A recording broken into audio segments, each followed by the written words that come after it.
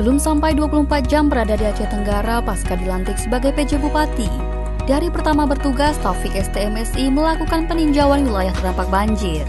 Peninjauan dilakukan bersama Badan Penanggulangan Bencana Daerah, Kapolres, perwakilan Dandim 0108, Sekretaris Daerah, dan beberapa kepala organisasi perangkat daerah terkait serta camat pada wilayah terdampak.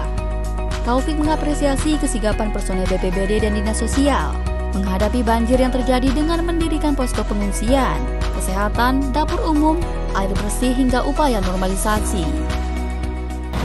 Memang kami dari kemarin dan terus berkoordinasi dengan Pak Sekda, Pak Kalak, dengan Pak Ibu di Dinsos juga, Dinas Kesehatan. Kita coba memberi apa yang kita bisa beri ke masyarakat, apa yang dibutuhkan hari ini. Termasuk ya kemarin dari Dinsos juga menyiapkan tenda-tenda pengungsian. Semalam juga sudah mulai kontribusikan dapur umum kepada semua warga. Dan hari ini juga posko-posko kesehatan juga sudah mulai berjalan, Pak. Dan kita mau juga ke masyarakat menghimbau ya, agar mungkin dengan dampak ini lebih waspada ya, ya kita tahu kondisi alam kita begini, mungkin untuk sementara waktu bisa menempati tempat-tempat pengungsian ya, yang lebih aman dari jangkauan banjirnya. Dan kita juga menginfokan tadi berkoordinasi dengan para camat-camat agar apabila terjadi sesuatu dan ini musibah juga akan berlanjut, mohon agar diinformasikan secepat mungkin ya, agar kita juga bisa langsung memberi sesuatu atau memberi bantuan kepada masyarakat.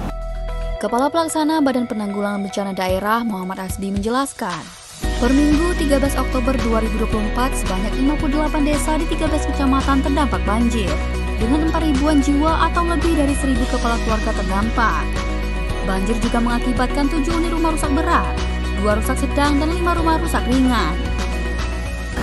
Dari perjalanan tadi pagi kita sudah melihat kondisi daerah-daerah maupun infrastruktur dan juga tanggul-tanggul yang jebol dan sumber daripada permasalahan juga sudah kita cek ke lapangan.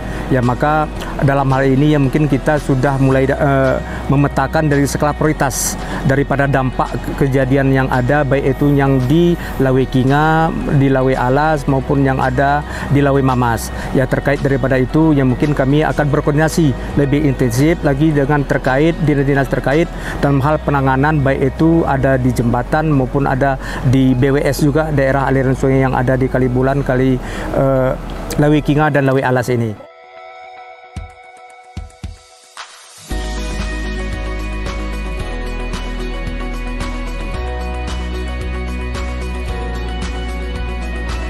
Sebagai upaya menindaklanjuti banjir yang terjadi, Kamis 10 Oktober 2024 sekitar jam 7 malam, Pemkab Aceh Tenggara telah melakukan kajian cepat, pengerahan tim reaksi cepat guna pendataan, pengerahan 4 unit eskavator untuk melakukan normalisasi tanggul-tanggul yang jebol dan perkuatan tebing badan jalan.